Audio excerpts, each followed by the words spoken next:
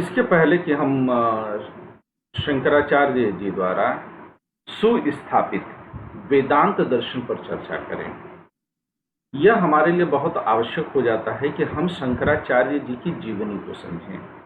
मैं पहले भी क्लास में बता चुका हूं कि जो उत्तर मीमांसा या वेदांत है, वह उत्तर मीमांसा या वेदांत शंकराचार्य जी के साथ शुरू नहीं होता है। वस्तुतः इसका प्रारंभ जो है वह उपनिषदीय विचारधाराओं में मिलता है। यह वेदांत में ही हमको मिल जाता है। लेकिन इसके आगे जब हम बढ़ते हैं तो महर्षि बादरायण ने जिस ब्रह्म सूत्र की रचना की, उस ब्रह्म सूत्र में अद्वैत वेदांत को अच्छे से प्रतिपादित किया गया है। हालांकि यह भी माना जाता है कि कई जगहों पर गौतम बुद्ध ने भी यह कहा है कि उपनिषदों में जिस अद्वैत तत्व की चर्चा की गई है वह उसी का प्रतिपादन कर रहे हैं। लेकिन इस बात पर काफी विरोध है और कम से कम जो बौद्ध मतावलंबी हैं वह इस बात को स्वीकार नहीं करते हैं। तो मैं ये मान करके चल रहा हूं कि हम लोग सरलता के लिए, स्वीकार्यता के लिए यह मान लें कि उपनिषदों में से, वेदों से जिस अद्वैत वेदांत की चर्चा की गई है, उस अद्वैत वेदांत की धारा बह करके कहां पर आती है, वह एक बार उसको कलेक्ट करके उसको एक दर्शन के रूप में स्थापित करने का श्रेय अगर किसी को जाता है तो महर्षि बादरायण को जाता है। महर्षि बादरायण के ग्रंथ का नाम मैं एक बार फिर से बोल रहा हूं ताकि आप लोग को याद रहे, वह है ब्रह्मसूत्र। ब्रह्मसूत्र में जिस ग्रंथ की चर्चा की गई है, जिस दर्शन की चर्चा की गई है, उसको आगे कई और लोगों ने बढ़ाया और इसमें प्रमुख नाम जो है गौड़पादाचार्य जी का है, जिन्होंने ब्रह्मसूत्र पर जो है कारिका लिखी। ब्रह्मसूत्र के बाद कारिका के बाद जो गौड़पादाचार्य जी हैं, उनके शिष्य जो है गोविंद पादाचार्य जी ने काफी अच्छा वर्क किया है। गोविंद पादाचार्य जी के शिष्य हुए हैं, यानी कि गौड़पादाचार्य जी के शिष्य गोविंद पादाचार्य और गोविंद पादाचार्य जी के शिष्य जो हैं वह शंकराचार्य जी में। तो ये एक पूरी नियत व्यवस्था मिलती है हमारे पास। तो महर्षि बादरायण थे, उन्होंने वेदांत दर्शन की शुरुआत की। नहीं, ये शुरुआत शब्द कहना गलत है। वेदांत तो बहुत सारी है। अद्वैत वेदांत को एक जगह स्थापित करने का काम किया। अद्वैत वेदांत के लक्षण हमको उपनिषदों में भी मिलते हैं, हमको वेदों में भी मिलते हैं। सर, जो महर्षि बादरायण थे उन्होंने अद्वैत वेदांत की स्थापना की। नहीं, अद्वैत वेदांत की स्थापना नहीं की, मैं उसी शब्द को दोहरा रहा हूं। अद्वैत वेदांत तो वेदों में पहले से पढ़ा हुआ है, उपनिषदों में पहले से पढ़ा हुआ है। एकमेवो न द्वितीयम सर्व खलु इदं ब्रह्मम तत्वमसि।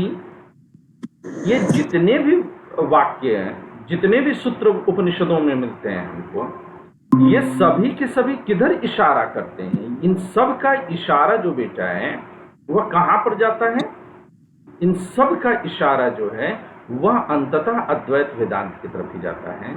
लेकिन उपनिषद उसको अद्वैत वेदांत कह करके या अद्वैत दर्शन कह के जोर नहीं देता है। उसमें अद्वैत के भी लक्षण हैं, विशिष्टाद्वैत के भी लक्षण हैं, उस सबके हैं। वहां पर जो अद्वैत का चरित्र है वेदों में और उपनिषदों में, उसको एक जगह ला करके स्थापित करने का श्रेय जो है वह महर्षि बादरायण को जाता है। महर्षि बादरायण ने इस बात पर जोर दिया कि उपनिषद जो कह रहे हैं वह अंततः अद्वैत ही है, वह अद्वैत दर्शन ही है। इस बात को लेकर के बहुत कंफ्यूजन था कि उपनिषद और वेदों में किस दर्शन की चर्चा है। तो कुछ लोग अद्वैत मानते हैं, कुछ लोग विशिष्टाद्वैत मानते हैं, कुछ लोग शुद्धाद्वैत मानते हैं, कुछ लोग द्वैत मानते हैं, तो कुछ लोग द्वैताद्वैत या भेदाभेद मानते हैं। बहुत और भी हैं। लेकिन अद्वैत दर्शन को स्थापित करने का कार्य, उसको दर्शन की एक शाखा के रूप में स्थापित करने का काम महर्षि बादरायण करते हैं। ठीक है सर, नहीं बोल सकते हैं हम। ठीक सर, महर्षि बादरायण ने उपनिषदों से अद्वैत दर्शन को इकट्ठा किया एक जगह, मतलब। हाँ, एक जगह उसको संकलित किया, उसको एक दर्शन ठीक के रूप में स्थान दिया है।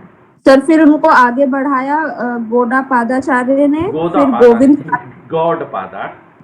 गौड़ ठीक है गोदा सर, पादा गौड़। नहीं, मारेंगे तुमको, गॉड पादाचार्य। ठीक है सर। सर फिर उसको आगे बढ़ाया गौड़पादाचार्य ने, फिर गोविंद पादाचार्य ने, और फिर शंकराचार्य ने। शंकराचार्य, और भी लोग हैं, बीच में और लोग ठीक भी हैं, लेकिन हम लोग सबका नाम नहीं ले रहे हैं। ठीक है सर। आदि गुरु शंकराचार्य ने इसको सर्वाधिक लोकप्रिय बनाया और अन्य दर्शनों पर इसको श्रेष्ठ सिद्ध करने का प्रयास किया। Okay sir. आदि गुरु शंकराचार्य का जो समय माना जा सकता है वह 8वीं सदी के आसपास ही माना जा सकता है। यानी कि आदि गुरु शंकराचार्य के आने तक भारत में कहीं न कहीं इस्लाम का प्रवेश हो चुका था, और इस्लाम का प्रवेश केरला की तरफ से ही हुआ था।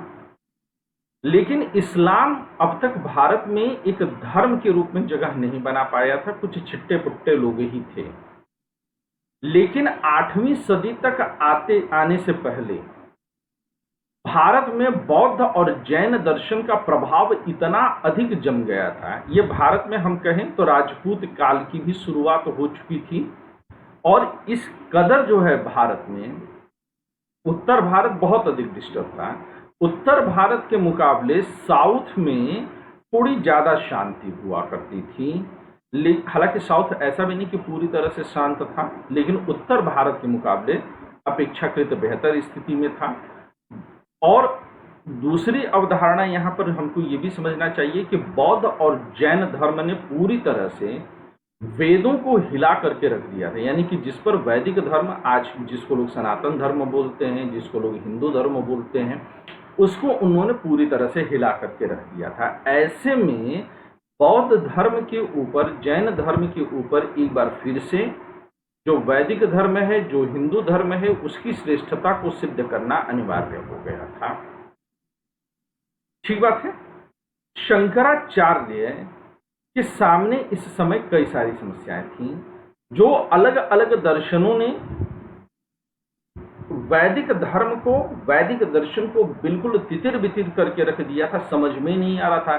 सांख्य कुछ बोल रहे हैं, न्याय कुछ बोल रहे हैं, तो उधर पूर्व मीमांसा वाले कुछ बोल रहे हैं, बौद्ध कुछ बोल रहे हैं, जैन कुछ बोल रहे हैं। तो वैदिक दर्शन को लेकर के बहुत अधिक कंफ्यूजन उस समय हुआ करता था। शंकराचार्य ने उसको सुस्थापित करना, उसको पुनर्परिभाषित करना और अन्य दर्शनों के मुकाबले इसकी श्रेष्ठता को सिद्ध करने का कार्य किया। लेकिन शंकराचार्य की कोई स्पष्ट जीवनी हमको नहीं मिलती है। अलग अलग लोगों ने जो शुरुआती दौर में इसका जिक्र किया, लोग कहते हैं कि शंकराचार्य की जीवनी लिखी गई थी, लेकिन वह अपने मूल रूप में आज भी प्राप्त नहीं है। बहुत बाद में जब कोशिश की जाती है लिखने की, तो जाहिर सी बात है कि बहुत सारी किद्वंतियां, बहुत सारी मनगढ़ंत बातें भी उनकी जीवनी में जुड़ी होंगी। कितना सच और कितना झूठ रहा है शंकराचार्य के जीवनी में, ये हम नहीं जानते।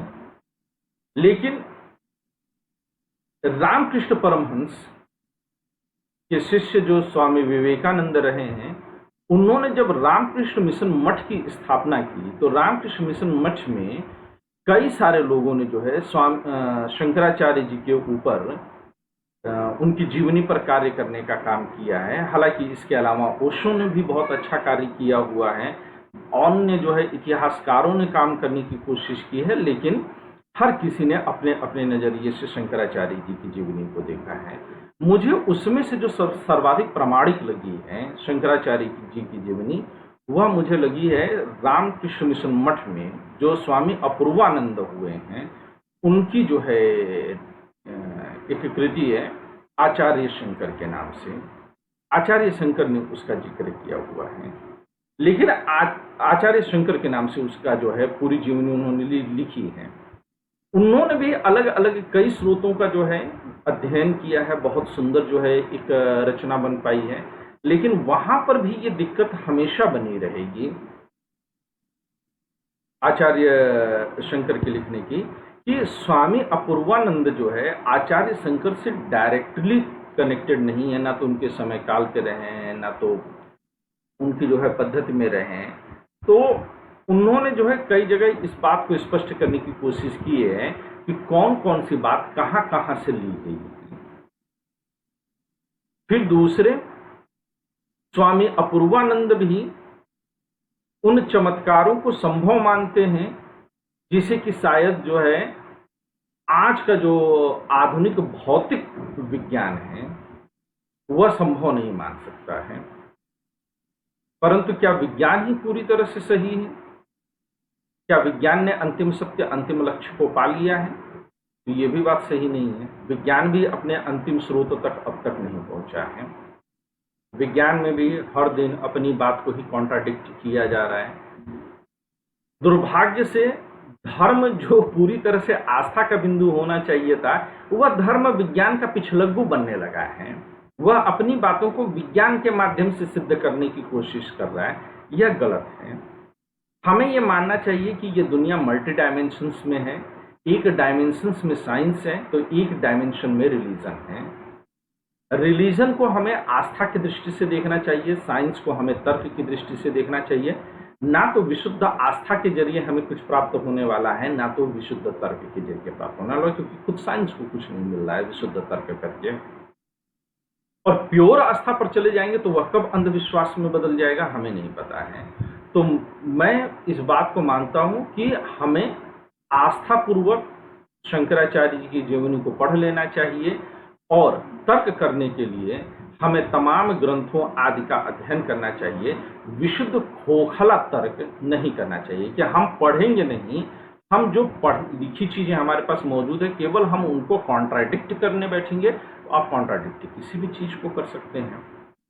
तो तर्क करने के लिए भी आपके पास पर्याप्त अध्ययन होना चाहिए, और अध्ययन एकांगी नहीं होना चाहिए, अध्ययन सर्वांगी होना चाहिए, यानी कि उसके सभी संभव डायमेंशंस पर आपको जाकर के कार्य करना चाहिए।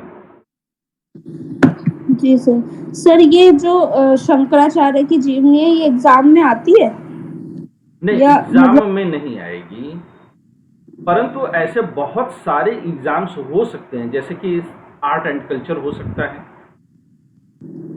जी सर। या फिर किसी अन्य एग्जामिनेशन में शंकराचार्य से जुड़े हुए प्रश्न आ सकते हैं। जी सर। तो इसलिए जैसे हम शंकराचार्य की जीवनी को समझ लेंगे, पहली चीज तो हर एक चीज केवल इस जो है सीमा रेखा के साथ नहीं पढ़ी जानी चाहिए, जिसका कि मैं हमेशा से विरोधी रहा हूं कि क्या यह जी सर। एग्जाम में आएगा। सर नहीं, मतलब मेरा कहने का मतलब है कि इससे क्वेश्चंस बनते हैं, मतलब एग्जाम में बनते हैं, अलग अलग जो है दृष्टिकोण से बनेंगे। सीधे फिलॉसफी ऑप्शनल में तो नहीं बनेगा, लेकिन और जी सर। जगहों पर तो बन सकता है। फिर बेटा कभी भी पढ़ना, अपनी बेटी को भी तुम पढ़ा रहे हो ना अनिका, जी सर। तो वहां पर भी इस बात को हमेशा गौर करना कि पढ़ाते समय जो आपका नजरिया होना चाहिए उसको हमेशा सर्वांगीण बनाने की कोशिश करो। जब आप सिर्फ सिलेबस, आज मैं स्कूल पद्धति के क्यों खिलाफ हूं, क्योंकि स्कूलों ने सिर्फ सिलेबस पढ़ाने का काम किया और इसकी वजह से पढ़े लिखे लोग भी ज्ञानी नहीं हो पा रहे हैं। वो सिर्फ साक्षर हो रहे हैं, शिक्षित नहीं हो पा रहे हैं। वो व्हाट्सएप यूनिवर्सिटी में विश्वास करते हैं। अब देखिए कि इलेक्ट्रॉनिक मीडिया न्यूज चैनल को देख लीजिए, कहने के लिए तो पढ़े लोग न्यूज एंकर बने हुए हैं, लेकिन किस तरह की गंदी वाहियात भद्दी बातें करते हैं। आप व्हाट्सएप पर चले जाइए, पढ़े लिखे लोग ही पोस्ट क्रिएट कर रहे होंगे, परंतु क्या उनकी पोस्ट देख करके ये कहा जा सकता है कि वो शिक्षित लोग होंगे? न्यूज 18, रिपब्लिक भारत, TV9, इस तरह की न्यूज चैनल जो कि नेशनल न्यूज चैनल हैं, वो पिछले 15 दिन से सीमा हैदर के खिलाफ जो है मतलब उसका न्यूज चला रहे हैं। ज्योति मौर्या से फुर्सत इनको मिल गई तो सीमा हैदर में जाकर के अटक गए। देश में गरीबी, भूखमरी, बेरोजगारी, देश के अन्य जो गौरव हैं, देश का जो साहित्य है, देश का जो संस्कृति है, देश के जो देवालय हैं, उन पर इनको काम ही नहीं करना है। जी सर। अब रवीश कुमार जैसे जो है न्यूज एंकर हैं, उनको सिर्फ और सिर्फ जो है बेरोजगारी, भूखमरी दिखती, चलो ठीक है, बाकियों के मुकाबले तो बढ़िया काम कर रहे हैं, लेकिन इस देश में कुछ अच्छी चीजें भी हैं, उनको भी दिखाया जाना चाहिए। जो बुरी चीजें हैं उनको भी दिखाया जाना चाहिए। यानी कि ये सभी लोग शिक्षित नहीं हैं, ये लोग सिलेबस पढ़े हुए लोग हैं। एक मनुष्य के तौर पर ये हमको मार देते हैं, हमको सिर्फ एक भौतिक शरीर ही रखते हैं। इसलिए मैं जब भी पढ़ाता हूँ, किसी भी सब्जेक्ट को मैं आप लोग को पढ़ाता हूँ, तो मैं हमेशा ये करता हूँ कि आप लोगों को एक सर्वांगीण दृष्टिकोण दूँ। आज भी जब शंकराचार्य की जीवनी पर हम बात करेंगे, आप लोग ये हमेशा याद रखिएगा कि आपके बहुत काम आना है। ठीक है बच्चों? जी सर। चलिए फिर आगे बढ़े हम लोग। सर शंकराचार्य जी का जो है, एक तो चीज तय हो गई कि हमें जो है समय काल जो है पूरी तरह से नहीं पता है, लेकिन ये मान करके चलते हैं कि 8वीं सदी के आसपास जो है शंकराचार्य जी रहे होंगे। ठीक है। और 8वीं सदी तक जो शंकराचार्य जी जो आए होंगे, तो यह माना जाता है कि शंकराचार्य जी का जो जन्म हुआ है वह केरल में हुआ है, यानी कि भारत के जो है दक्षिणतम जो छोर है वहां पर हुआ है। केरल हमेशा से बहुत शांत प्रदेश रहा है, और केरल में वो ब्राह्मण कुल में जन्म लिए। ब्राह्मण कुल केवल जाति से ही मेरा तात्पर्य नहीं है, बल्कि एक नामपुद्री करके जो है ब्राह्मण कुल होता है केरल में, जिसको नामपुद्री भी कहा जा सकता है और नामपुरी भी कहा जा सकता है। तो नाम शब्द जो है वह बना हुआ है नामम, नामप शब्द है। तो नामप शब्द से जो है उसका अर्थ होता है विश्वास, और पूरी का मतलब होता है पूर्ण होना। तो विश्वास कहाँ पर? जो शास्त्रों में होता है। तो जो शास्त्रों को ना सिर्फ पढ़ लिया, बल्कि शास्त्रों में विश्वास किसी में कब होगा? जब आप उसके को जान जाएंगे, तभी तो आप विश्वास करेंगे ना। आप राह चलते किसी को देख लीजिए कि ये मनुष्य है, इसका नाम फलाना ढिमका है, तो क्या आप उस पर विश्वास करने लगते? नहीं, आप उसको विश्वास तभी करेंगे जब आप उसको जानेंगे। जितना आप जानेंगे उतना ज्यादा ही आप विश्वास या अविश्वास करते हैं। तो नामपुद्री ऐसे लोगों में रहा है जो कि वैदिक शास्त्रों का अच्छा अध्ययन कर लेते थे। इनके लिए आवश्यक था कि ये वैदिक शास्त्रों के साथ साथ संगम साहित्य का भी अच्छा अध्ययन करते थे, यानी कि काफी पढ़े लिखे परिवार में इनका जन्म हुआ था। लेकिन इनका जो जन्म हुआ है वह किसी बहुत धनी परिवार में नहीं हुआ है। इनके पिताजी का नाम जो था शिव गुरु, और माता जो है वह देवी रूपिणी, क्या नाम था, शिव गुरु और विशिष्टा देवी के घर हुआ था। शिव गुरु ईश्वर भक्ति में लीन रहते थे, लेकिन जब पिता का आदेश आया, उनकी इच्छा थी कि वो शास्त्रों का अध्ययन करते रहें, लेकिन जब पिता का आदेश आया कि आकर के तुम गृहस्थ जीवन को जियो, तब उन्होंने जो है पिता की इच्छा के हिसाब से जो है विशिष्टा देवी के साथ उन्होंने जो है विवाह किया। और विवाह करने के बाद काफ़ी समय तक जब पुत्र प्राप्ति नहीं होती है, तो शिव गुरु और विशिष्टा देवी गांव के बाहर चले जाते हैं। लंबे समय तक इन लोगों ने जो है भगवान की जो है कठिन तपस्या करते हैं, कई वर्षों तक करते हैं। तब भगवान शिव ने जो है इनको सपने में दर्शन दिया है, शिव गुरु जी को, और शिव गुरु जी से पूछा कि आप बताइए आपकी क्या इच्छा है, आप मेरी तपस्या करें। तो वो कहे कि हम चाहते हैं कि आप जैसा जो है तेजवान पुत्र हमारे घर में हो। तो भगवान कहते हैं कि कैसा पुत्र चाहते हो, दीर्घायु चाहते हो या विद्वान चाहते हो? तो शिव गुरु कहते हैं कि दोनों चाहता हूं। तो भगवान कहते हैं दोनों नहीं मिलेगा, दोनों में से कोई एक मिलेगा। या तो सभी शास्त्रों का जो है तुम पारंगत मांग लो या दीर्घायु मांग लो, यानी या तो गुण मांग लो या मात्रा, या तो तुम्हें क्वांटिटी मिलेगी या तो तुम्हें क्वालिटी मिलेगी। तब शिव गुरु ने विद्वान शास्त्र पारंगत पुत्र की ही अभिलाषा की, दीर्घायु की जो है अभिलाषा नहीं की। और ये शंकराचार्य का जो कुल जीवन रहा है वह मात्र 32 वर्ष का रहा है। शंकराचार्य जन्म लेते हैं, शंकराचार्य इसके बाद ये लोग घर लौट आते हैं भगवान शिव के आदेश पर। फिर जो है सही समय पर जो है इनको जो है एक पुत्र होता है।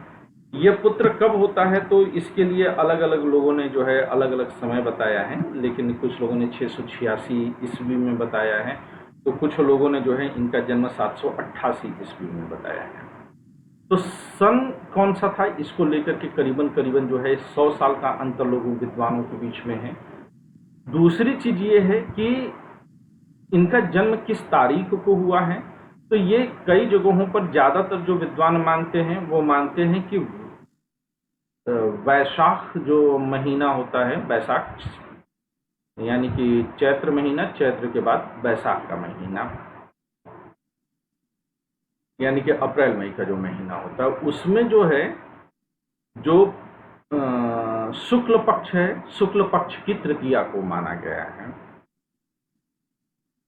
अभी कुछ दिन पहले मैं व्हाट्सएप पर देख रहा था कि 15-20 दिन पहले भी लोग जो है घोषित कर दिए थे भगवान जो है शंकराचार्य का जन्मदिन है। तो हमने कहा ठीक है, ये सोशल मीडिया के लोग हैं, प्रतिक्रिया भी नहीं देने योग्य हैं, क्योंकि पढ़े लिखे हैं लेकिन लोग शिक्षित नहीं हैं। लेकिन कई सारे जो है ऐसे भी जो है संप्रदाय हैं जो कि इनका जन्म वैशाख शुक्ल की तृतीया को न मान करके वैशाख शुक्ल की पंचमी को मानते हैं। अब अलग अलग है जो जैसे मना लेता है। तो जो सन्यासी संप्रदाय हैं वो पंचमी को मनाते हैं, जो बाकी लोग हैं ज्यादातर जो ज्यादा मान्यता है वो वैशाख शुक्ल की तृतीया को है। जन्म के बाद ही ये शास्त्रों में केवल जो है सुन करके इनको शास्त्र याद हो जाते थे। चूंकि इनके पिता स्वयं शास्त्र मर्मज्ञ थे, तो इसलिए इनको सुन करके ही सब कुछ बातें जो है याद हो जाते थे। ऐसे बच्चे जो सुन करके ही बातों को याद कर सकते हैं उनको जो है श्रुतिधर भी बोला गया है। तो ये श्रुतिधर टाइप के थे, और ये धीरे धीरे जैसे बड़े होते हैं माता पिता दोनों का साया इनके ऊपर से उठ जाता है। पिता का साया जल्दी उठ जाता है, माया का साया कुछ समय तक रहता है, लेकिन ये जल्दी ही संन्यास ग्रहण कर लेते हैं। क्योंकि माता पिता दोनों को पता था कि ये सन्यासी होना ही होना इनको है, तो ये जो है फिर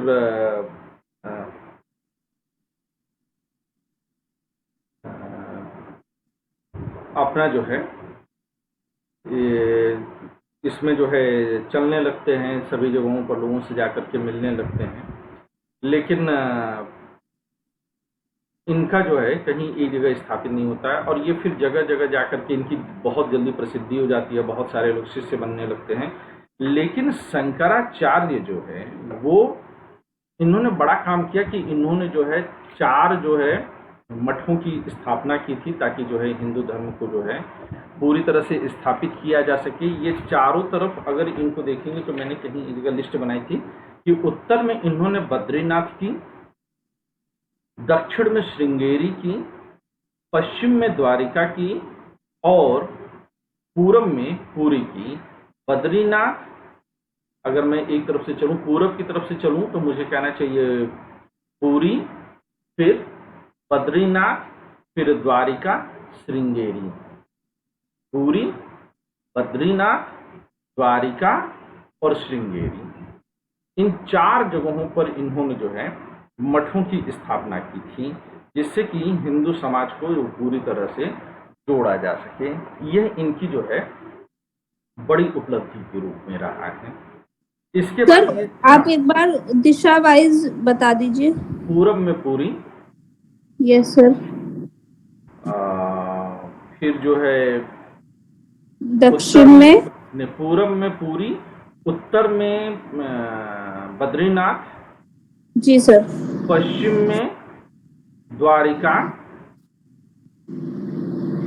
में द्वारिका, और दक्षिण में श्रृंगेरी। ठीक है सर।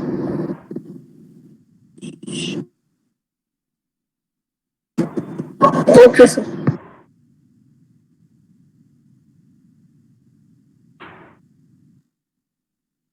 ठीक है। अब इसके बाद जो है ये जगह जगह जो है सबसे जाकर के जो है बातचीत और मुलाकात करते थे, शास्त्रार्थ करते थे। और शास्त्रार्थ के क्योंकि हिंदू धर्म जो है वो कई सेक्शंस में बट गया हुआ था, तो इनकी कोशिश ये थी कि सबको एक परंपरा, एक सूत्र में बांटा जाए। तो अलग अलग संप्रदाय जिस मत को मानते थे, चाहे वो गोरखनाथ वाला संप्रदाय हो, किसी भी संप्रदाय का, सबसे ये अलग अलग चीजें जोड़ते थे। इसमें सर्वाधिक महत्वपूर्ण है कि इनका सबसे पहले कुमारिल भट्ट से सामना होता है। कुमारिल भट्ट जो है वो उस समय पूर्व मीमांसा वाले थे, कर्मकांड में विश्वास करते थे। तो कुमारिल भट्ट से जब ये जाकर के शास्त्रार्थ करना चाहते हैं, तो कुमारिल भट्ट उसी समय देह त्याग के लिए ये संकल्प लेकर के बैठते हैं। तो कुमारिल भट्ट ने इनसे कहा कि मैं आपके साथ शास्त्रार्थ नहीं करूंगा। तो उन्होंने कहा कि लेकिन अगर जो है पूर्व मीमांसा में आपको कोई दिक्कत लग रही है, तो आप मेरे सबसे प्रिय शिष्य मंडन मिश्र से जाकर के आप शास्त्रार्थ करिए। मंडन मिश्र उस समय बहुत बड़े विद्वान के तौर पर जाने जाते थे, और शंकराचार्य के सामने ही कुमारिल भट्ट ने जो है शरीर त्याग कर दिया। अब थोड़ी दुविधा के साथ कि वो कुमारिल भट्ट के साथ शास्त्रार्थ नहीं कर पाए, और जिससे भी शास्त्रार्थ करते थे शंकराचार्य उसको शास्त्रार्थ में हरा देते थे। ये टीवी डिबेट में जो शास्त्रार्थ होता है, ये सब मूर्ख सब जो हैं करते हैं, कौन भदौरिया है, पात्रा है, सुधांशु त्रिवेदी है, तो ये सब अगर शास्त्रार्थ में बढ़ जाए तो इन सबका कान पकड़ करके उस समय शास्त्रार्थ से बाहर कर देते हैं। न्याय सूत्र जब मैंने आप लोग को पढ़ाया तब मैंने शास्त्रार्थ के नियम बताए थे, और उसमें छल, जल्प, वात, वितंडा, निग्रह स्थान आदि की चर्चा मैंने किया था। तो कान पकड़ करके शास्त्रार्थ से बाहर किया जा सकता था अगर कोई गलत तरीके की भाषा, गलत तरीके से तर्क या झूठ बोलता है, तो टीवी डिबेट तो पूरा खाली हो जाता है। यहाँ तक कि एंकर का भी कान पकड़ करके बाहर कर देना पड़ता है। लेकिन जब ये शास्त्रार्थ होते थे, इनके सेट नियम थे, उन नियमों के तहत ही ये शास्त्रार्थ होने थे। जब ये मंडन मिश्र के पास जाते हैं, तो मंडन मिश्र जो है उस समय श्राद्ध कर्म में लगे हुए थे और अपने पितरों का श्राद्ध करना चाह रहे थे। तो ये जब उनके गांव पहुंचते हैं तो सबसे पूछते हैं भैया मंडन मिश्र का घर कौन सा है।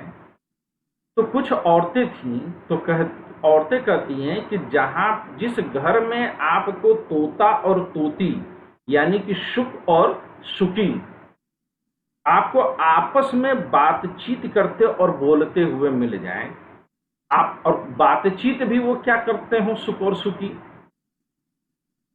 मंडन मिश्र का, अब यहां पर मंडन मिश्र की विद्वता का और उनके घर के माहौल का प्रभाव दिखाया गया है। तो कहा जाता है कि वो जिस बातचीत करते हो कि वेद स्वतः प्रमाण हो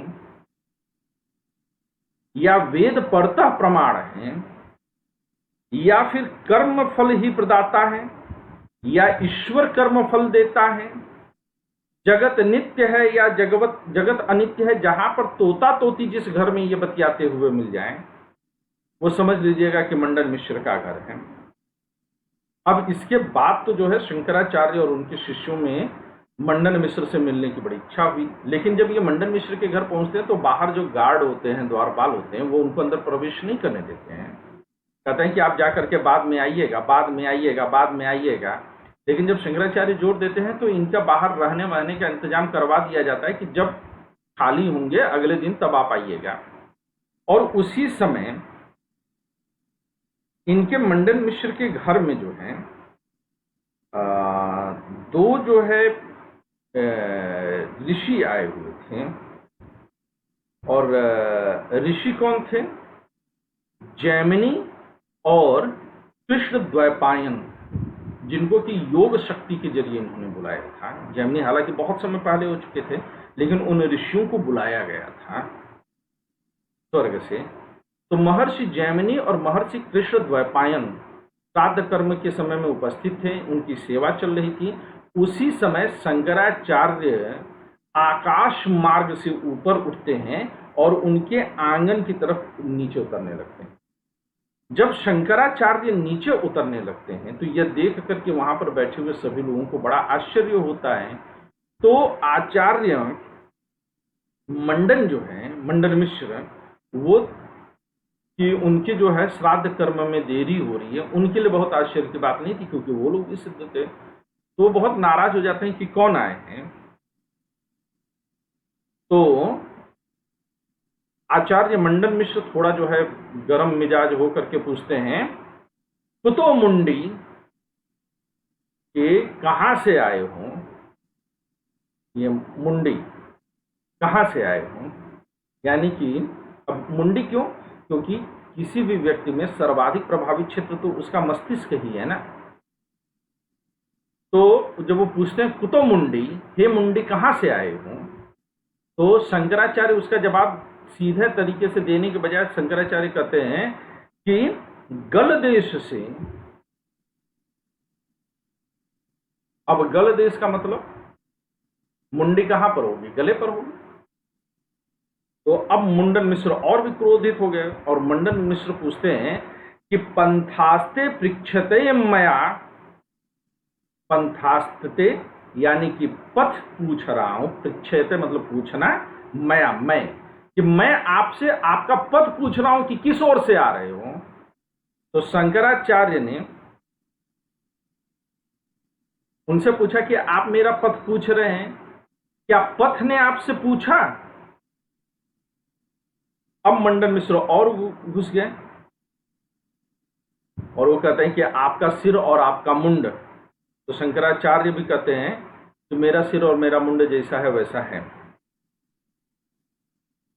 तो शंकराचार्य जब मंडन मिश्र देखते हैं कि शंकराचार्य इनको सही ढंग से जवाब नहीं दे रहे हैं, तो शंकराचार्य जो है वो कहते हैं, वो मंडन मिश्र कहते हैं कि किमु सुरा पीता, क्या चढ़ा के आए हो?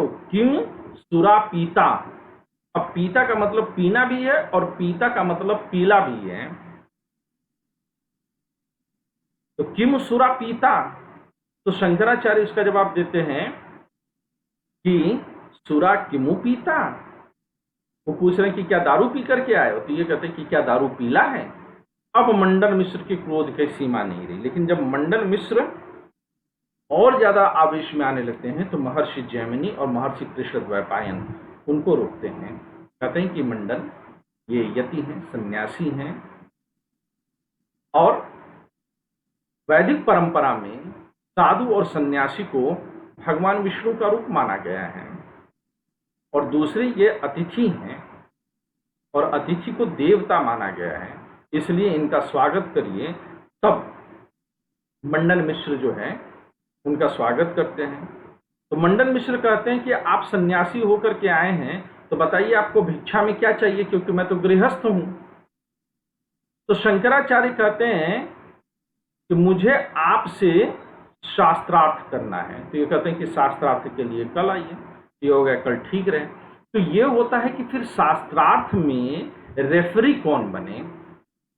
तो रेफरी के तौर पर कहा जाता है कि जब वहीं पर जो है आचार्य जैमिनी और कृष्ण द्वैपायन थे, तो उन्होंने कहा कि आचार्य के तौर पर मंडन मिश्र की जो पत्नी है उनका नाम भी अलग अलग जगहों पर अलग अलग मिलता है। मैं ये मान लेता हूं कि सरस्वती देवी को मान लिया जाए।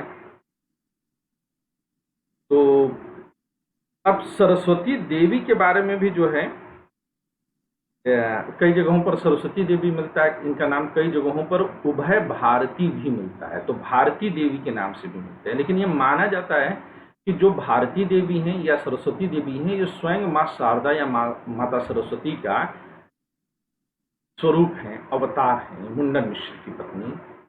अब बहस अगले दिन शुरू हो जाता है। जब बहस शुरू हो जाता है तो अब वहीं पर होता है कि मंडन मिश्र जो हैं वो लगातार, वो कहते हैं कि सबसे पहले शंकराचार्य चूंकि अतिथि हैं तो वो अपनी बात से शुरू करें।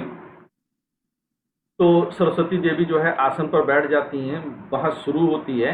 तो शंकराचार्य बहस की शुरुआत कैसे करते हैं, दर्शन शास्त्र के विद्यार्थी होने के नाते इस बात को आप समझिएगा। शंकराचार्य कहते हैं कि अद्वैत ब्रह्म ज्ञान ही वेद का एकमात्र प्रमाण है। अद्वैत ब्रह्म ज्ञान ही वेद का एकमात्र प्रमाण है, जबकि कर्म या साधना, अब याद रखिएगा कि यह पूर्व मीमांसा है, आप लोग पढ़ चुके हैं पूरा पूर्व मीमांसा। पूर्व मीमांसा कर्म को प्रमुख मानता है। तो पूर्व मीमांसा में वो इस बात को कहते हैं कि आप जिसको कर्म साधना को मानते हैं कि अंतिम लक्ष्य है, लेकिन कर्म साधना चित्त शुद्धि का उपाय है, यानी कि इससे मन शुद्ध होता है, लेकिन अंत में ब्रह्म ज्ञान ही आपका अंतिम लक्ष्य होना चाहिए। मंडन मिश्र कहते हैं कि नहीं, ये आप बात गलत बोल रहे हैं। मंडन मिश्र अब अपने जो है पूर्व मीमांसा वाले सिद्धांत को रखते हैं, कर्मकांडीय। वो कहते हैं कि नहीं, जो वेद ज्ञान है वह कर्म परक है। अब इसके बाद दोनों लोग में जम करके बहस शुरू होती है। कुछ देर तक तो सरस्वती देवी सुनती रहती हैं, फिर सरस्वती देवी या भारती देवी वो कहती हैं कि देखो भैया, पति की सेवा भी करनी है, और पति की सेवा के लिए मैं यहां पर अगर बैठी रही तो पति की सेवा में कमी आ जाएगी, इसलिए मैं जाकर के किचन में खाना वगैरह बना रही हूं, तुम बोलते रहियो, जैसे कि आशीष सर बोलते रहें, और आप लोग स्पीकर ऑन करके किचन में काम करना शुरू कर दीजिए। तो पति सेवा जो है वो करेंगे, लेकिन कह रही थी कि मैं सुनती हूं। और भारती देवी इतना जो है ज्ञानी थी कि वो वहां से भी निर्णय लेने में सक्षम थी, और इस बात को मंडन मिश्र भी मानते हैं, इस बात को शंकराचार्य भी मानते हैं, और वो अपना काम करने लगती हैं। फिर मध्याह्न हो जाता है, मध्याह्न के समय में यानी दोपहर के समय में रेस्ट लिया जाता है, फिर अगले दिन शुरू किया जाता है, और इस तरह से करते करते यह जो है 18 दिन चलता है। 18वें दिन, अच्छा इसमें शर्त ये थी कि अगर मंडन मिश्र जीत गए शास्त्रार्थ में, तो शंकराचार्य अपना मत छोड़ करके मंडन मिश्र के शिष्य बन जाएंगे, और अगर शंकराचार्य जीत गए तो मंडन मिश्र अपना मत छोड़ करके शंकराचार्य के शिष्य बन जाएंगे। शिष्य शंकराचार्य के बन गए तो शंकराचार्य तो सन्यासी, तो मंडन मिश्र का घर द्वार भी छुड़वा देंगे। 18वें दिन, अब यहीं पर बड़ा अच्छा है, 18वें, अच्छा कई लोग 18वां दिन भी मानते हैं, कई जगह पर यह 8वां दिन भी माना गया है। तो अब 8 कि 18 इसके झगड़े में हम नहीं पड़ेंगे। 18वें दिन शंकराचार्य अकाट्य तर्क लाते हैं। वो कहते हैं कि मुंडक उपनिषद में एक श्लोक है, मैं उस श्लोक को पढ़ के सुनाता हूं कि परीक्ष लोकान कर्म चिंतान ब्राह्मणो निर्वेद मायात नास्त्य कृतः कृतेन, अर्थात वेद विद ब्राह्मण कर्म से प्राप्त लोगों की परीक्षा करके उसका नश्वर फल देख करके उस पर वैराग्य उत्पन्न करें, क्योंकि अकृत मोक्ष कृत के द्वारा प्राप्त नहीं है। मोक्ष आत्मा का स्वरूप है जो त्रिकाल में विद्यमान है, उसे किसी कर्म के द्वारा पाया नहीं जा सकता है।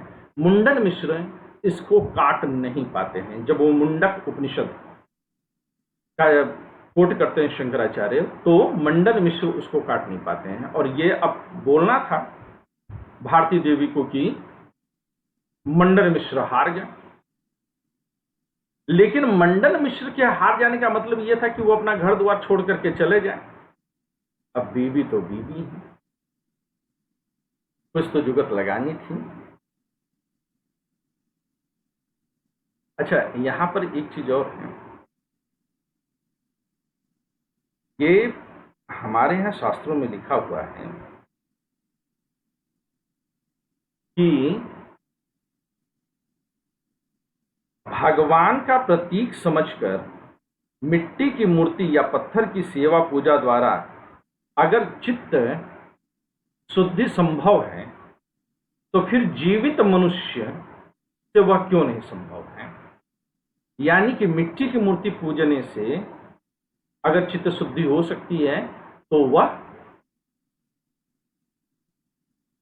जीवित मनुष्य को पूजने से भी हो सकती है। इसलिए माता पिता, गुरु आदि की पूजा करना हमारे यहाँ शास्त्रों में उचित माना गया है। बहुत सारे लोग इस समय इस बात से खफा हैं कि साईं बाबा की पूजा क्यों की जाती है।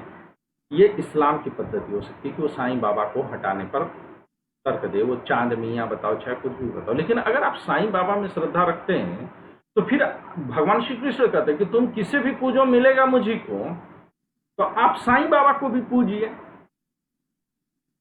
तो भी मिलेगा कृष्ण को ही। यानी कि देवताओं की मूर्तियां अलग अलग हो सकती हैं। आप बैल की मूर्ति बना करके पूज दीजिए तो भी भगवान को मिलेगा, आप सूअर की मूर्ति बना करके पूजिए तो भी भगवान को मिलेगा, आप गोबर से गौरी गणेश बना करके पूजिए तो भी भगवान को मिल रहा है। तो साईं बाबा को या किसी की भी मूर्ति बना करके, लेकिन मूर्तियों के साथ साथ ये बहुत जरूरी है कि जीवित मनुष्यों की भी पूजा होनी चाहिए। आप जीवित मनुष्य को घृणा की नजर से देखिए। एक कमरे में पिया बैठे हैं, एक कमरे में जो है प्रियतमा बैठी हैं, मोर साजन है उस पार, मैं मनवा मार इस पार। और सुबह सुबह भगवान की पूजा करिए, नहीं संभव है।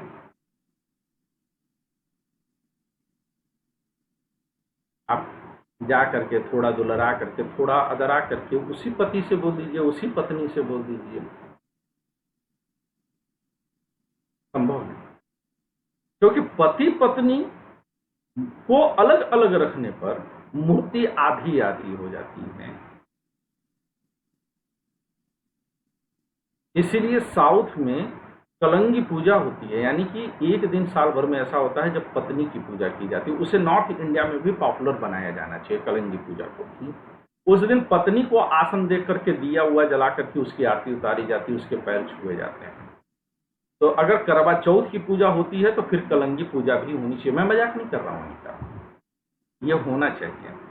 या तो करवा चौथ भी बंद कर दीजिए। लेकिन मंडन मिश्र की जो पत्नी है भारती देवी या सरस्वती देवी, उन्होंने कहा कि यह शास्त्र, हाँ सर साउथ इसीलिए तो इतना डेवलप्ड सिटी हो गया है ना सर, क्योंकि वहाँ की सोच कितनी इक्वालिटी को प्रमोट करती है।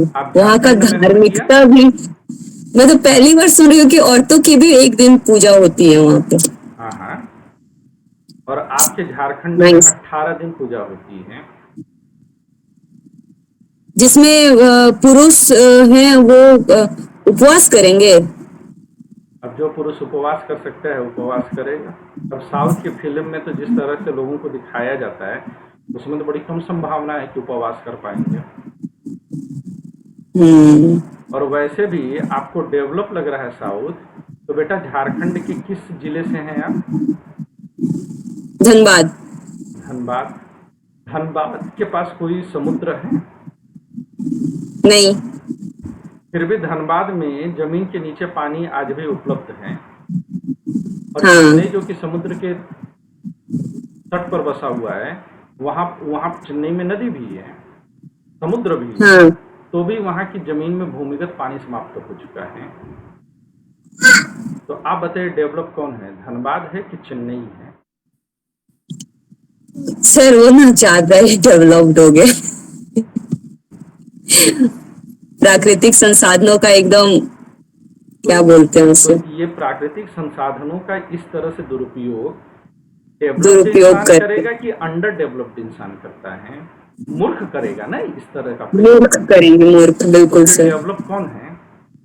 तो तुम्हारा कम डेवलप होना ही तुम्हारे लिए आशीर्वाद है। तो न करें कि तुम्हारा धनबाद कभी इस तरह से डेवलप हो जाए। ठीक है, आगे आते हैं। अब भारती देवी क्या कहती हैं, उस प्रश्न पर आते हैं। भारती देवी कहती हैं कि अभी भी ये शास्त्रार्थ मंडन मिश्र पूरा नहीं हारे हैं, क्योंकि मंडन मिश्र आधा है, आधा भारती देवी है, अर्धांगिनी का कॉन्सेप्ट लेकर के आई। और वो कहती हैं कि अब जो है शास्त्रार्थ में जब तक आप मुझको नहीं हरा देते हैं तब तक यह शास्त्रार्थ पूरा नहीं होगा। शंकराचार्य मना करते हैं कि सन्यासी होने के कारण मैं आपसे शास्त्रार्थ नहीं कर सकता। शंकराचार्य यहां तक तर्क दे जाते हैं कि नारी को शास्त्रार्थ करने का अधिकार नहीं है। यहां पर मंडन मिश्र की पत्नी भारती देवी, हालांकि मुझे यह भी कहना चाहिए कि भारती देवी के पति मंडन मिश्र, क्यों मैं भारती को ही जो है हमेशा मंडन मिश्र के नाम से पहचानने की कोशिश कर रहा हूं। तो भारती देवी ने फिर जो है गार्गी आदि जो है विदुषियों का उल्लेख किया है कि जिन्होंने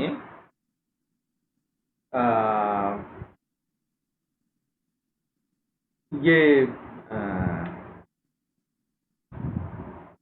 शास्त्रार्थ जो है वो उन्होंने कहा कि भाई जब गार्गी कर सकती हैं और वो उसी उपनिषद में याज्ञवल्क्य के साथ उनकी बहस जो है बृहदारण्य उपनिषद में है, और इसी तरह से अन्य लोग जो है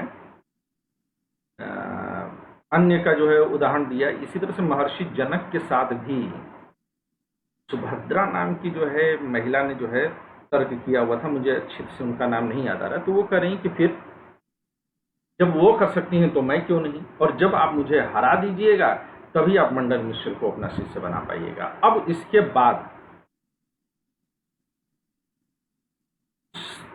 जो है शास्त्रार्थ प्रारंभ होता है शंकराचार्य और भारती देवी के बीच, लेकिन अब जो शास्त्रार्थ होता है वो केवल दोपहर तक ही चलता है, वो दोपहर के बाद नहीं चलता। क्यों?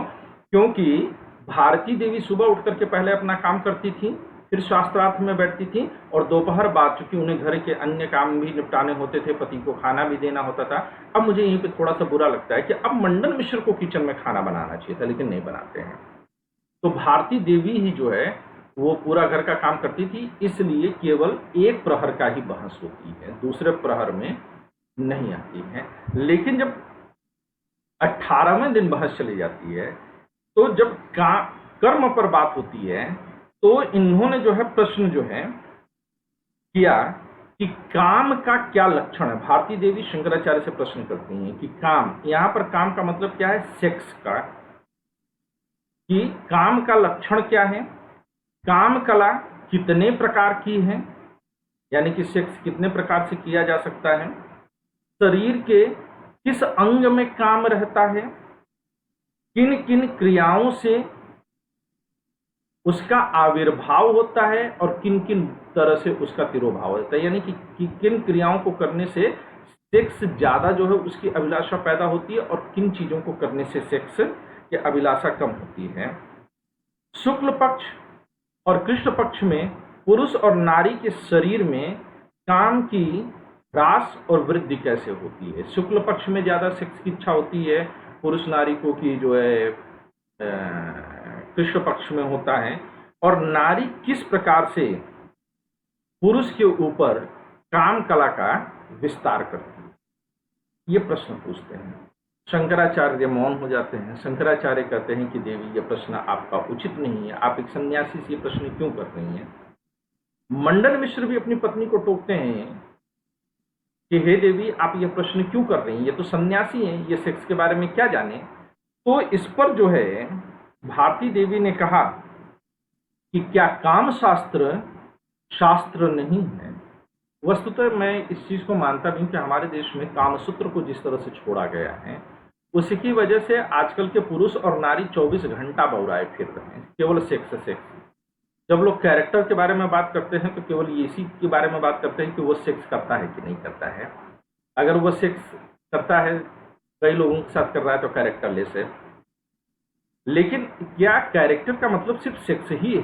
क्या क्रोध, लोभ, मान, मद, मोह, अहंकार आदि चरित्र की निशानियां नहीं है?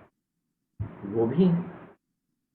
तो भारती देवी शंकराचार्य से प्रश्न करते हैं कि क्या काम शास्त्र शास्त्र नहीं है, और अगर आप जो है शास्त्र के इस अंग को नहीं जानते हैं तो क्या आप अपौरुषीय वेद को तात्पर्य जान पाएंगे? और यदि आप सिद्ध सन्यासी हैं तो आप जितेंद्रिय हैं। काम शास्त्र चर्चा से अगर आपका मन, या सेक्स के बारे में चर्चा करने से आपका मन घबराता है या आपको लगता है कि आपकी चेतना अशुद्ध होगी, तो जाहिर सी बात है कि आप जितेंद्रिय नहीं हैं।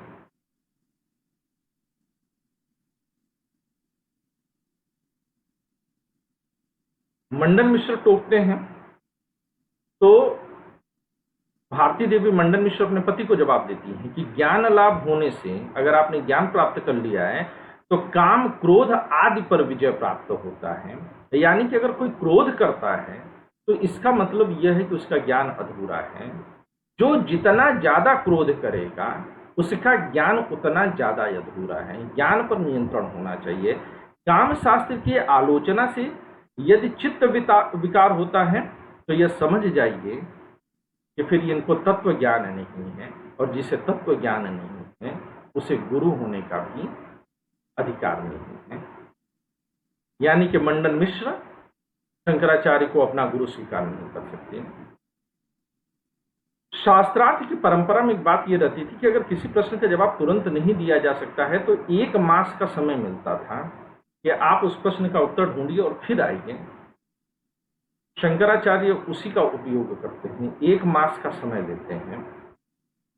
उस 1 मास में शंकराचार्य फिर दूर एक वन में जाते हैं। वहां पर कुछ लोगों की रोने की आवाज आती है, और ये जो मंडन मिश्र हैं ये महिष्मती नगर में थे। माहिष्मती बाहुबली वाला नहीं, महिष्मती। इतिहास की क्लासेस में मैंने आपको बताया है कि महिष्मती जो है उज्जैन का नाम है। तो वहां से छोड़ करके जब ये घने जंगलों में जाते हैं तो वहां पर, अभी देखिए केरल से चल करके ये मध्य प्रदेश तक आ गए हैं, तो फिर वहां से जब ये आगे बढ़ते हैं शंकराचार्य, तो शंकराचार्य जो है महिष्मती से जब जंगल में जाते हैं तो वहां पर लोगों को रोना धोना सुनाई देता है। जब रोना धोना सुनाई देता है तो देखते हैं कि राजघराने का रोना धोना है। तो पूछते हैं कि भाई यहाँ पर कौन जो है रो रहा है। तो ये पता चलता है कि ये अमरू नाम के एक राजा हैं जिनकी की जो है मृत्यु हो गई है, और उसी वजह से उनकी रानियां वगैरह रो रही हैं। तो योग विद्या के जरिए से शंकराचार्य ने अपना शरीर छोड़ दिया। अपने शिष्यों को कहा कि एक गुफा में मेरा शरीर रख करके तुम लोग उसकी रक्षा करो, मैं 1 माह के समय में वापस आता हूं। तो फिर शंकराचार्य अमरू के शरीर में प्रवेश कर जाते हैं, जो राजा अमरू होते हैं, और उनका नाम अमरू भी मिलता है, कई जगहों पर अमरक भी मिलता है। तो उनके शरीर में प्रवेश कर जाते हैं, और उसके बाद उनकी रानियों के साथ वह जो है काम क्रिया करते हैं सूक्ष्म शरीर के साथ, और इसके जरिए फिर वहां पर वह काम सूत्र की जो है, मतलब जो ज्ञान है काम शास्त्र का, उसको पूरा कर लेते हैं।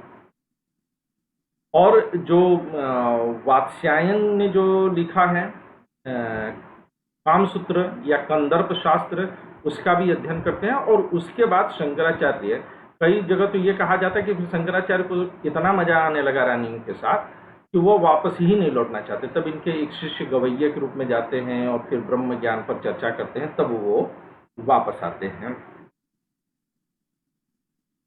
तो इनके शिष्य का नाम था पद्मपाद।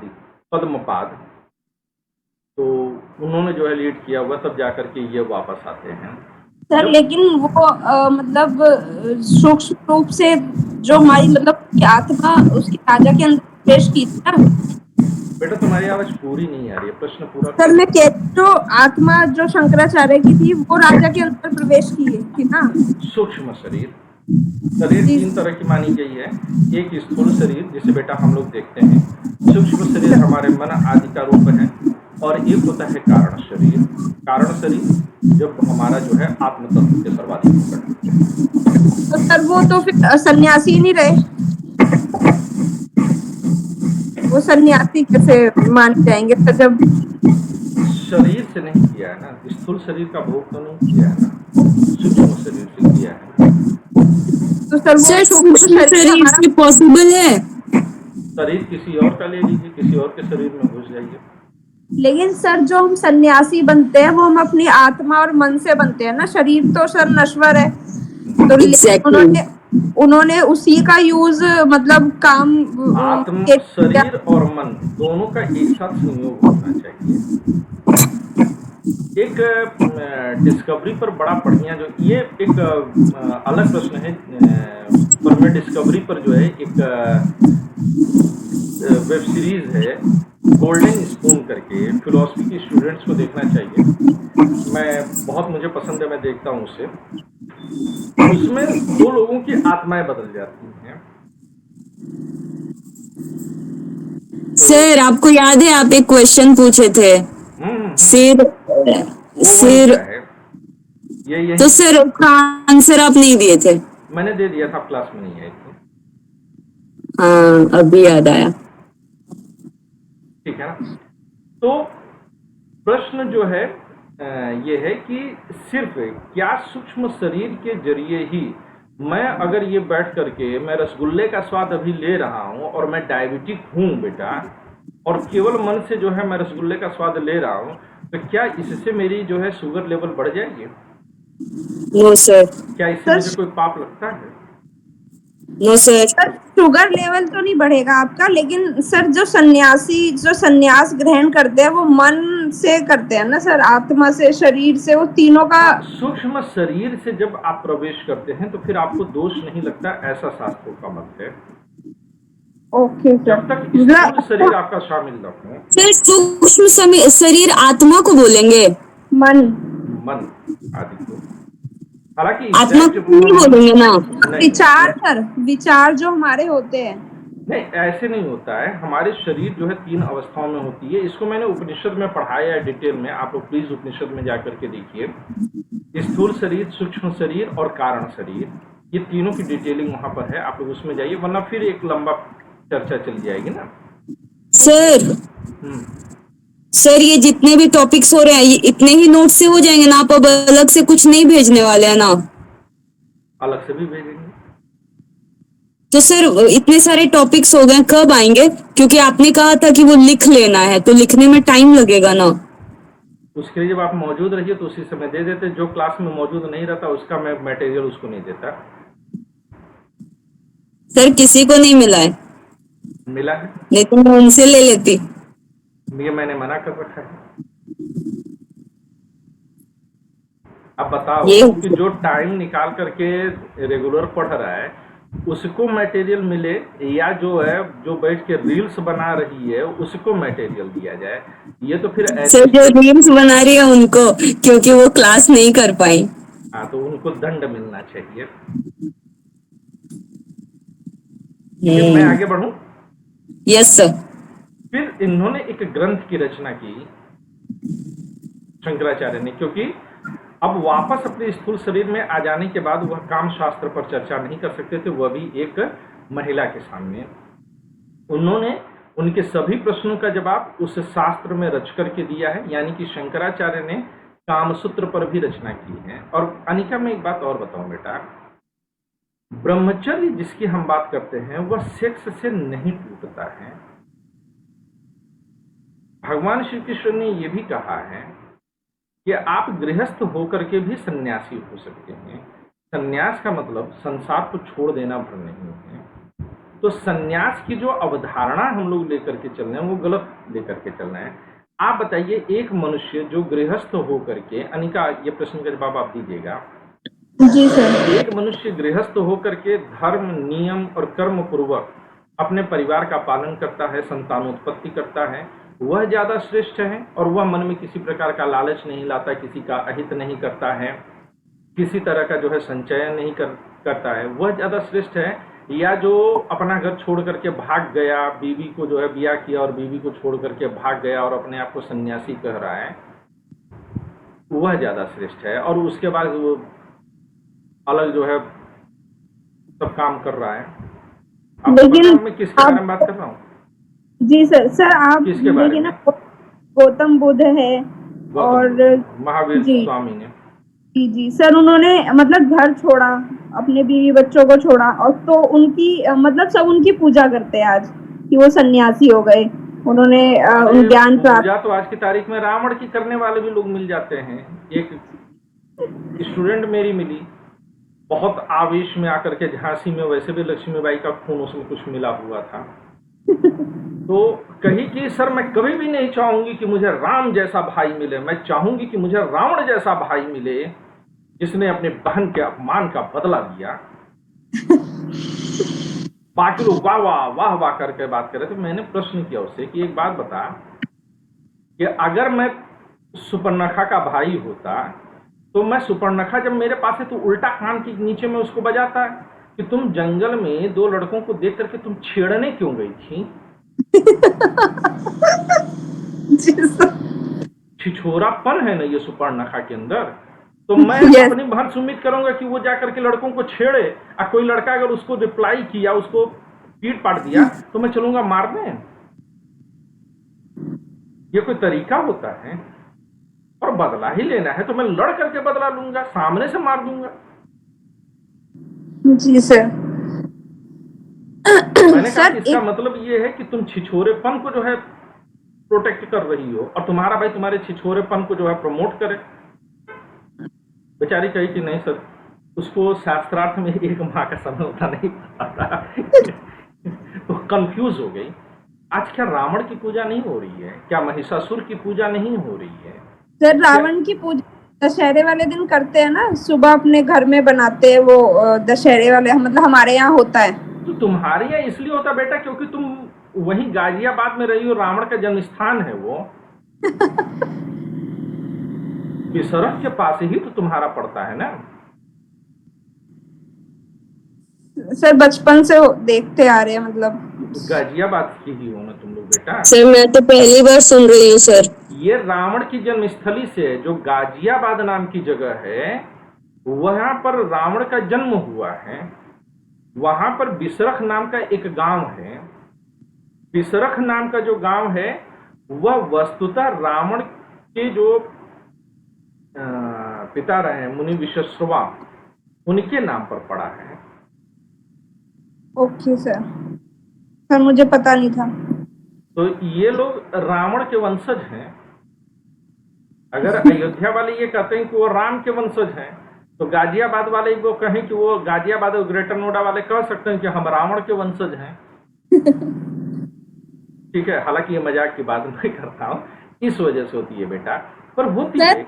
हाँ। एक चीज और मेरे ध्यान में आई है सर, जैसे हम बालाजी के मंदिर में जाते हैं, मतलब जो मेहंदीपुर बालाजी है, तो उसमें बोला जाता है कि आपने भी ब्रह्मचर्य की बात की थी ना, कि वहां जाने से पहले 3-4 दिन पहले ब्रह्मचर्य का वो करना, मतलब नियम फॉलो करना।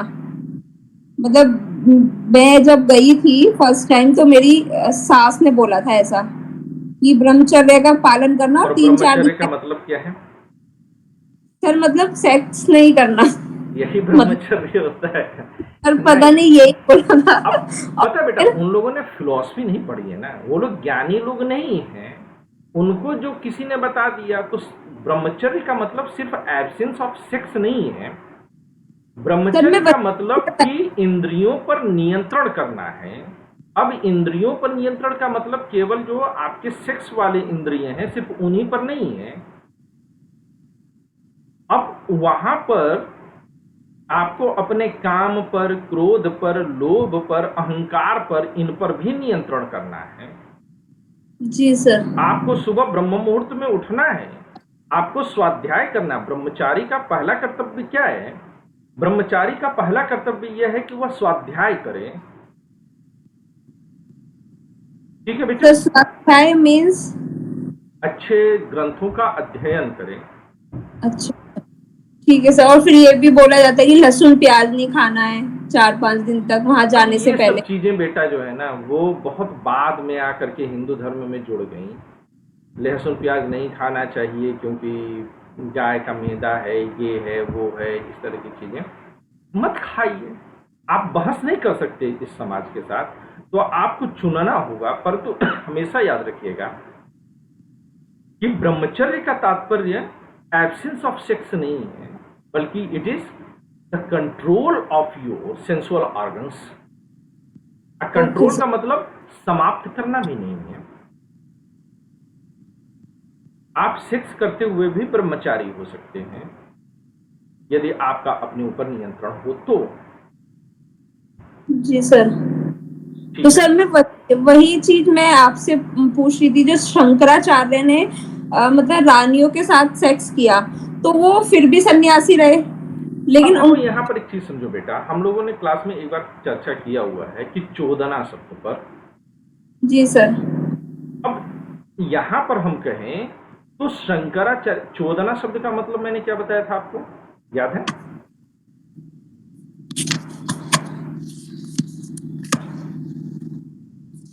सर धर्म का लक्षण बताया था ना आपने ये। नहीं, चोदना शब्द का अर्थ, वो तो मैंने कहा चोदना धर्म का लक्षण है, परंतु जी चोदना शब्द का वास्तविक अर्थ क्या है? प्रेरित करना, क्रियाशील करना। जी सर, क्रियाशील रहना। ठीक है, तो जो सूक्ष्म शरीर है वह हमें कर्म की तरफ प्रवृत्त कर सकती है, कर्म सूक्ष्म शरीर नहीं करती है। ठीक है बेटा? Okay sir. तो कर्म की तरफ प्रवृत्त कर रही है, कर्म नहीं कर रही है। और अगर आपकी अम्मी जान की बात हम मान लें तो उन्होंने कहा कि बेटा सेक्स मत करना। जी सर। और कैसे बोलती हैं सास, कुछ करना मत, कुछ करना मत, और हम समझ जाते हैं कि क्या नहीं करना है, क्योंकि हमारे और उनके दिमाग में बस यही एक बात भरी हुई है। जी सर। ठीक है ना? तो अगर हमने ये चीज तय कर लिया कि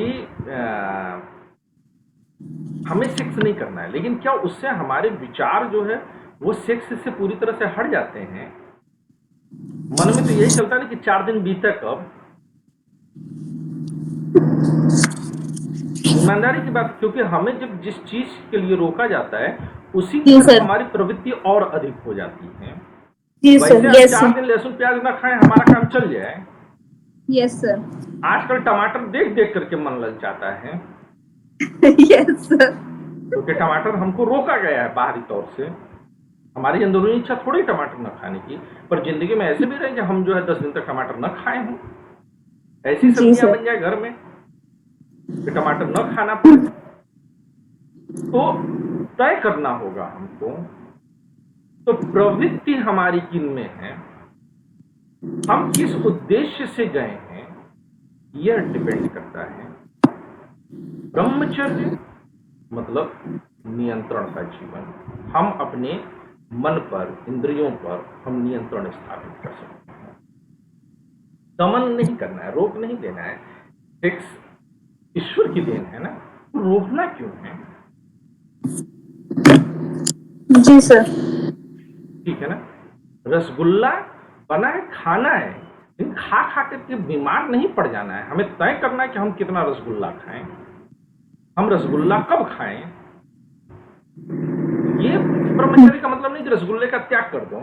अरे कभी मन करे दही जलेबी इमरती रबड़ी लेकर के बैठो, लेकिन रोज उसी के लिए जुबान लपटपाई रहे, न मिले तो मन में बेचैनी होने लगी, ये नहीं करना है। साम दाम दंड भेद किसी भी तरीके से प्राप्त कर लेना, ये गलत है। पति पत्नी अगर नियम पूर्वक, नियंत्रण पूर्वक अगर सेक्स करते हैं, आप बृहदारण्यक उपनिषद उठाइए बेटा, मार्केट से खरीदिएगा, और उसका अंतिम चैप्टर जिसे कि गंडिका बोलते हैं, उसे उठा करके देखिए।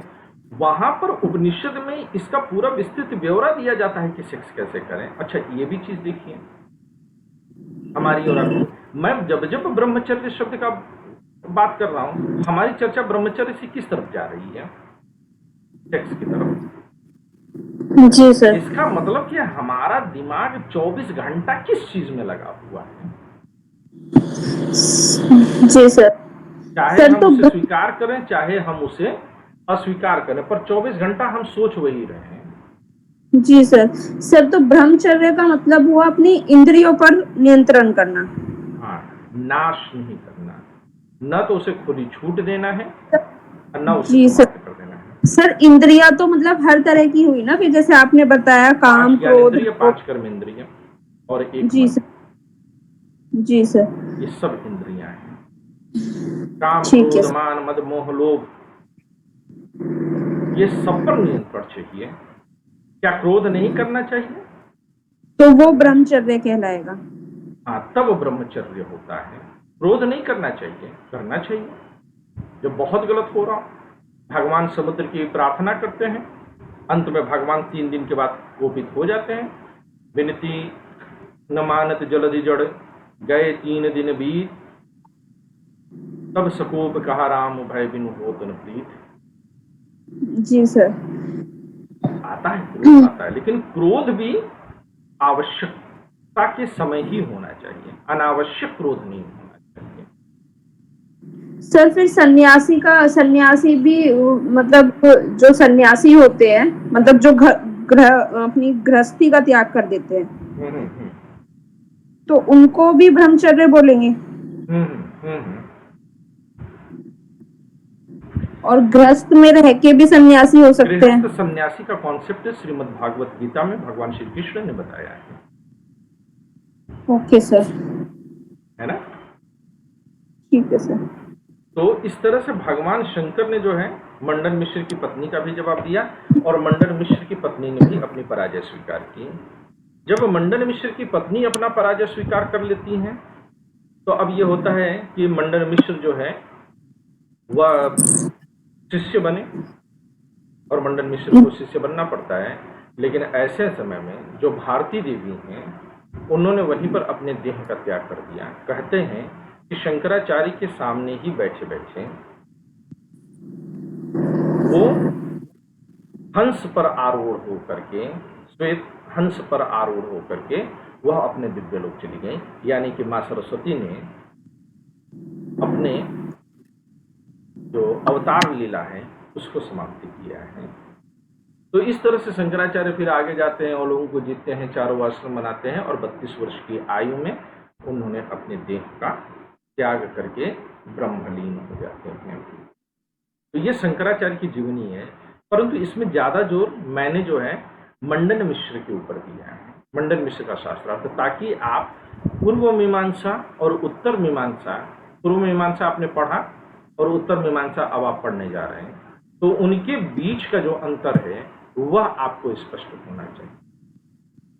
यहां पर यह भी आपके लिए जानना बहुत समीचीन होगा, अच्छा होगा कि अगर आप इस बात को समझिए कि चाहे शंकराचार्य हो, रामानुजाचार्य हो, माधवाचार्य हो, वल्लभाचार्य हो, निम्बारकाचार्य हो, हर किसी ने वेदांत पर अपना दृष्टिकोण प्रस्तुत किया है, और सबने ये कहा है कि उपनिषदों में उनका मत ज्यादा प्रभावी है। जैसे रामानुज कहते हैं कि विशिष्टाद्वैत प्रभावी है, शंकराचार्य अद्वैत मत प्रभावी है, माधवाचार्य द्वैत मत प्रभावी है, वल्लभाचार्य शुद्धाद्वैत प्रभावी है, निम्बारकाचार्य भेदाभेद या द्वैताद्वैत मत ज्यादा प्रभावी है। लेकिन यहाँ पर शंकर ज्यादा जो है उनका जो पलड़ा है वो भारी दिखाई देता है। क्यों भारी दिखाई देता है? क्योंकि जो 11 मान्य उपनिषद है, हालांकि उपनिषदों की संख्या 108 तक बताई जाती है, अलग अलग लोग बताते हैं, लेकिन जो सर्वाधिक मान्य उपनिषद हैं वो 11 हैं, है ना? कठकेन, मंडुक, मांडुक्य, छांदोग्य, तैत्तिरीय, सारे जो 11 उपनिषद हैं। तो ये 11 उपनिषद जो हैं इन पर भाष्य, बाकी सबने 1 पे 2 पे 3 पे भाष्य लिखे हैं, लेकिन एकमात्र शंकराचार्य ही हैं सभी ऋषियों सभी मनुष्यों में जिन्होंने कि 11 के 11 उपनिषदों पर भाष्य लिखा, और इसके अलावा अन्य जैसे ब्रह्मसूत्र पर, ब्रह्मसूत्र कारिका पर भी उन्होंने भाष्य लिखे हैं। तो उन्होंने पूरे अध्ययन के पूरा एक रिसर्च जो है उन्होंने किया है, सर्वांगीण तौर पर उन्होंने अद्वैत को जो है विकसित किया है। इसलिए हमें ये समीचीन मानना चाहिए कि उपनिषदों और वेदों में जो अद्वैत का मत है वह सर्वाधिक प्रभावी मत है, और उसको हमारे सामने स्पष्ट करने का काम आदिगुरु शंकराचार्य ने किया। तो यहां तक हमने आदिगुरु शंकराचार्य के बारे में बात की कि उनकी जीवन कैसा है, क्योंकि जीवन को जान लेने के बाद ही हम उनके दर्शन को ज्यादा बेहतर समझ पाएंगे। तो अब अगले खंड में हम उनके दर्शन के ऊपर चर्चा करेंगे।